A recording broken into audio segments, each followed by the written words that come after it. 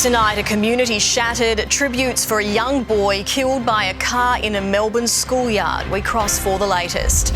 Our nation's inflation numbers take a dip, but will it be enough to cut interest rates? Spain smashed by flash floods. Tonight, dozens are dead as streets turn to rivers. And America braces for its presidential election, fears the result may be headed for the courts. The latest from 7 News with Jerrie Demasi. Tributes are flowing tonight for 11-year-old Jack Davey, the young boy killed by a car that ploughed into a schoolyard in Melbourne's east. 4 other students were injured. The tragedy has left a family shattered and a tight-knit community reeling. Rochelle Brown is in Melbourne tonight. Rochelle, what's happened is going to take this community some time to come to terms with. And for parents and children right across the country, Jerry, people everywhere are struggling to comprehend the tragic, sudden death of 11-year-old Jack Davey. He was sitting with friends when an out-of-control car veered into a group of grade 5s on Tuesday. Tonight, he's being remembered as a talented young athlete who loved playing indoor soccer, basketball and football. A mountain of floral tributes continues to grow outside the school gates, along with notes and messages to Jack and his shattered family. Earlier this evening, family arrived to read some of those messages. I have no words, to be honest with you.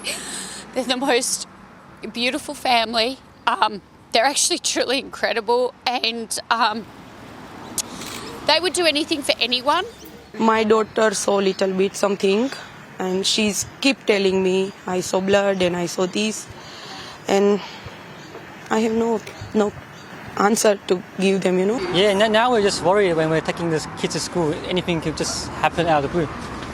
Never know now. This is an unspeakable tragedy, a horrible, horrific accident. To think that Jack Davey went to school yesterday and didn't come home, I think fills everybody's hearts with sadness.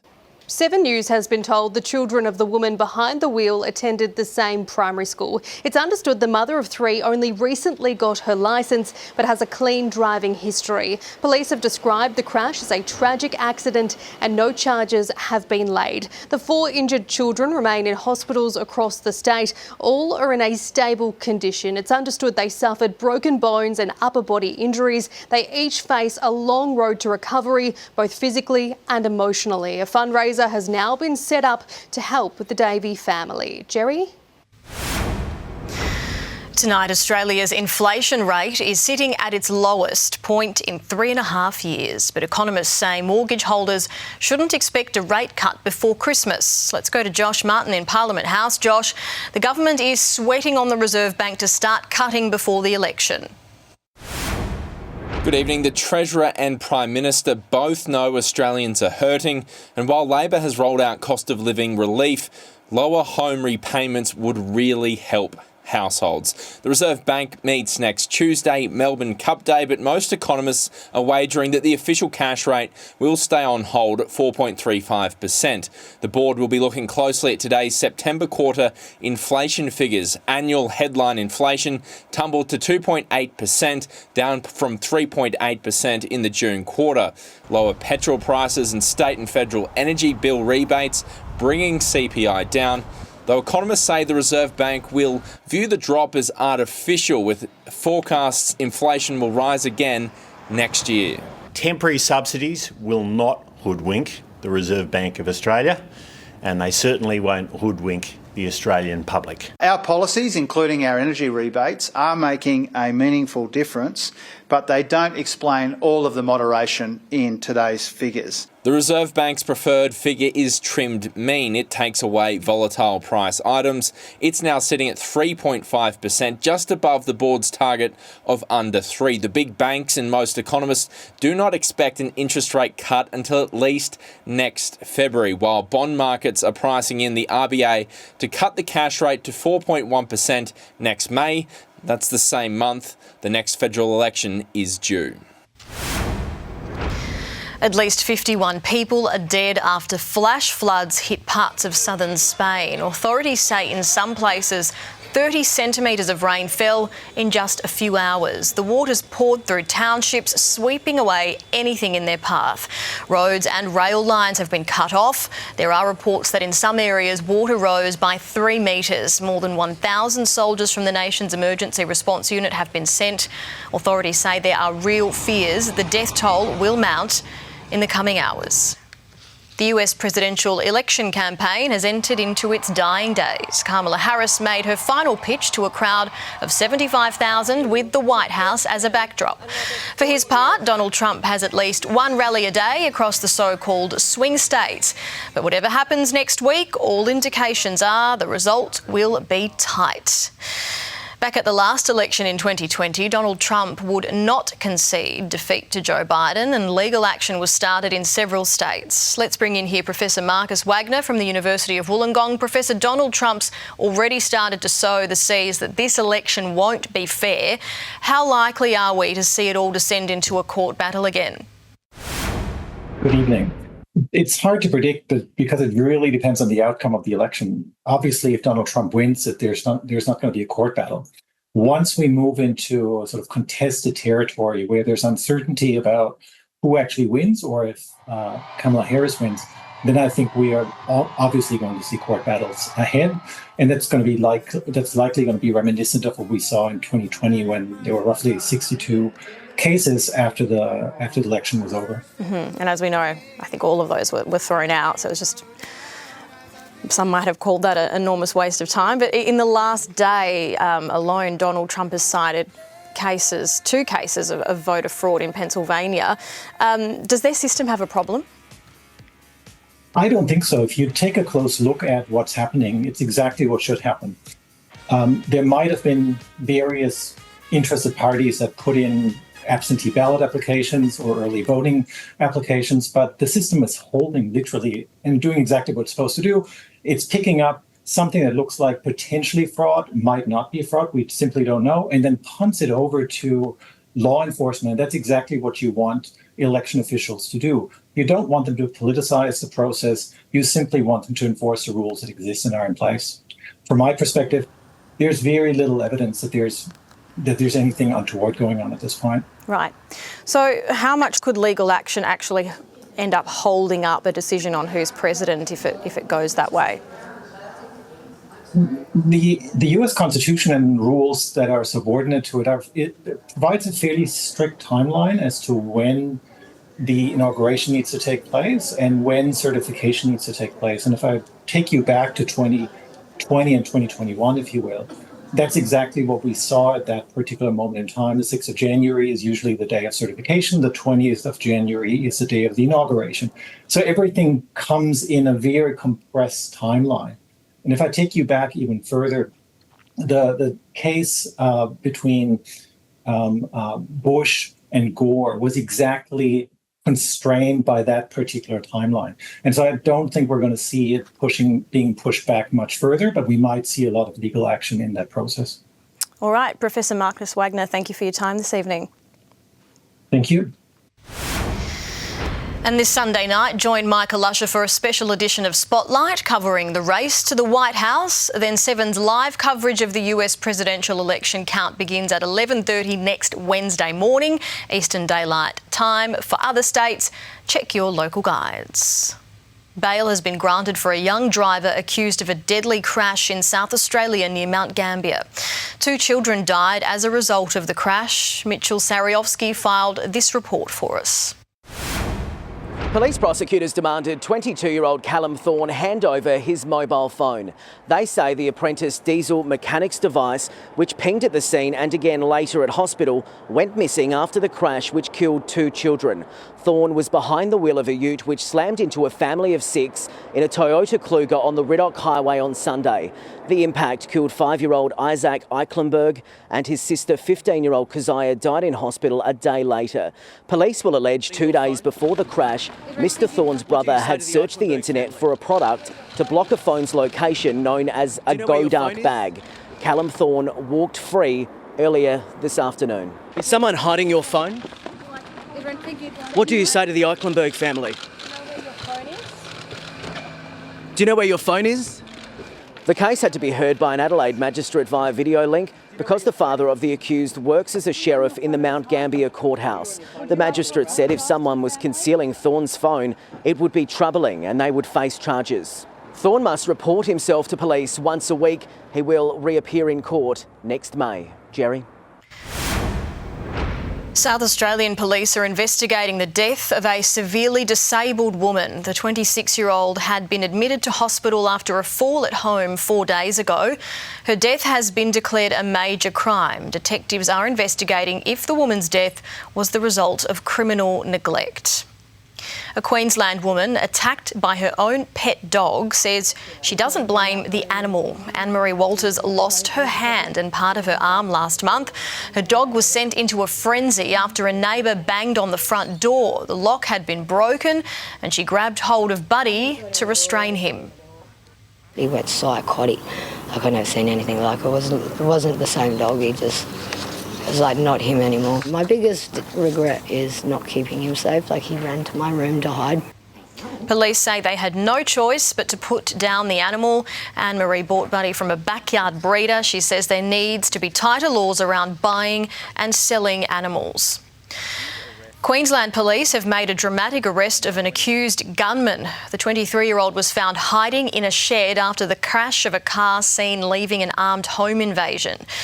The man stands accused of holding a mother at gunpoint in front of her son. He'll appear in court for a bail hearing tomorrow. The Prime Minister has denied he called former Qantas CEO Alan Joyce to ask for flight upgrades. Anthony Albanese has been under heavy scrutiny after a new book claimed he received at least 22 free upgrades from the airline. The allegations date back to 2009 when he was Transport Minister. The opposition wants the Prime Minister to be investigated. Many Labor colleagues have come to his defence.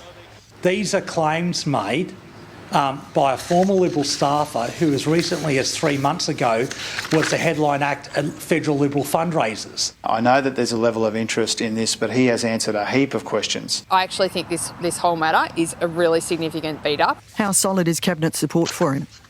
Oh, completely solid. But in a twist, the anti-corruption watchdog might not be up to the task because its commissioners are all members of the Qantas Chairman's Lounge.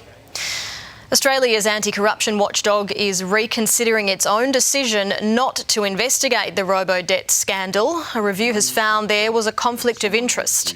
Commissioner Paul Brereton knew someone involved and should have stepped aside. An independent figure will now decide if there should be a new investigation. Robo-debt clawed back automated Centrelink payments from thousands of Australians. After the break, robbers on a rampage. We'll show you the moment an armed gang lug an entire ATM into the back of a car and take off.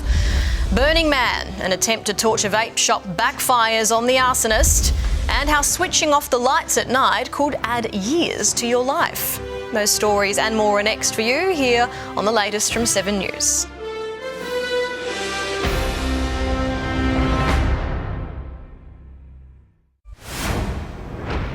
Tonight, members of an armed gang are on the run in Sydney. They smashed their way into businesses in the city's west. Jodie Lee's in Sydney for us tonight. Jodie, talk us through what happened. Good evening, Jerry. Well, these attacks were brazen and opportunistic, and they were all caught on security cameras. Only 7 News can show you these exclusive pictures of not one, but 2 burglaries at convenience stores across Western Sydney last night. The trio were targeting ATMs. Their first stop was an Easy Mart in Wentworth Point. There, they body slammed their way through the front glass doors, but were unable to uproot the cash machine from the ground. So they simply left and tried their luck again at another store, this time in nearby Olympic Park. There, unfortunately, they were slightly more successful. And the ATM was stolen. The boss was here with a police officer. Everyone is struggling with the economy. It's the business, it's always down. Police believe it is 3 men behind these heists. They were seen driving away in this AMG Mercedes, believed to have been stolen from a home in Malabar. It has previously been involved in police chases, and they're now appealing to anyone who might have information on these heists to come forward. An arsonist has copped a fiery surprise when his attempt to torch a vape shop backfired. The man drove a ute into the Perth shop and set it ablaze, but in the process he accidentally set himself alight as well. The fire happened on Friday. It caused $500,000 worth of damage. Hundreds of angry workers have descended on BHP's annual general meeting in Brisbane. They were demanding the mining giant stops its fight against the same job, same pay laws.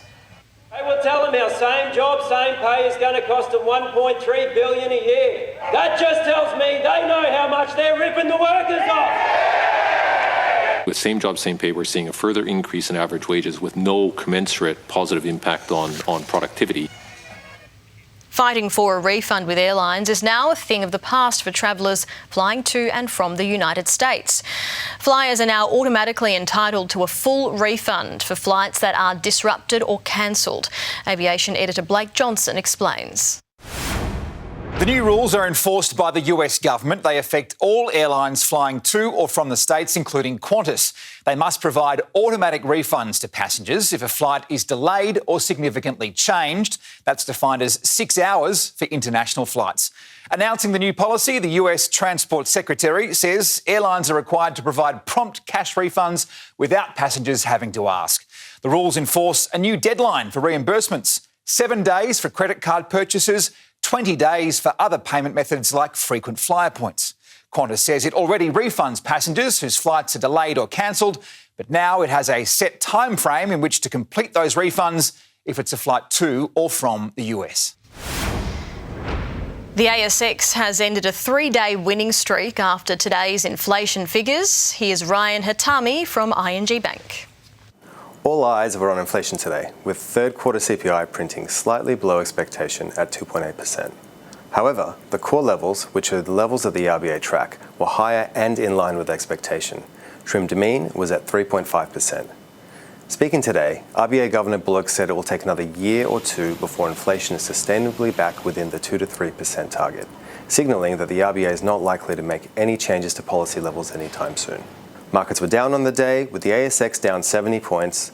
Aside from the general moves, Woolworths was down almost 6% after releasing its first quarter results, showing forecasts below expectation. And Star Entertainment Group also down following more bad news overnight. The Aussie dollar is slightly lower at 65.39 cents. We're being told that bright nights and dark days are increasing your chances of being sent to an early grave. Let's bring in our Consumer Affairs editor, Georgia Holland. Georgia, researchers have found lighting is throwing off our body clocks and well-being. Good evening. Well, bright days and dark nights could be the scientific prescription to a longer life. Researchers from Flinders University studied more than 13 million hours of light recordings from 89,000 people. They found those who had bright light exposure at night had about a 30% increased risk of dying per year compared to people who had dim nights. Turning on the big light of an evening disrupts circadian rhythms, which can lead to various health issues, including diabetes, obesity, and cardiovascular disease. So your body really isn't functioning the way it evolved to function with bright days and dark nights. It's confusing your brain as to what time of day it is, confusing your entire body, and that will lead to long-term problems. Among all the possible interventions that can improve your health or extend your life, getting the lighting right is a relatively cheap and easy one. The experts say having bright days and dark nights can lead to as much as a 5-year increase in lifespan. They recommend using warmer tones at night and dimmers and leaving those overhead lights, especially cool white lights, off. Jerrie? The weather is next for you tonight, then a multiple record-breaking jump in our final frame. Stay with us, you're watching the latest from 7 News.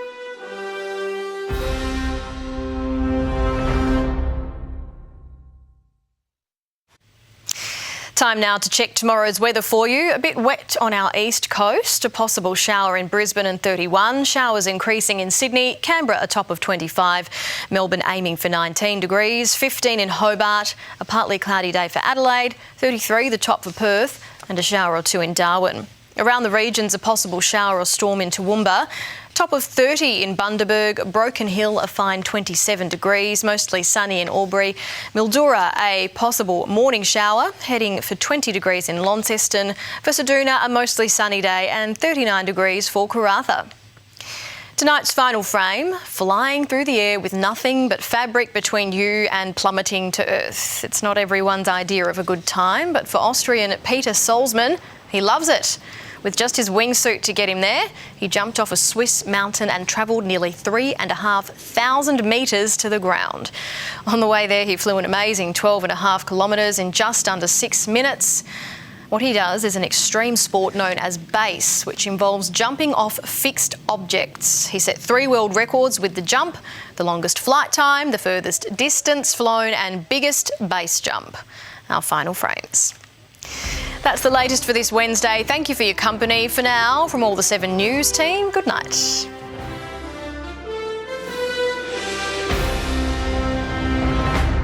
The 7 News app will give you the news you want. Download now.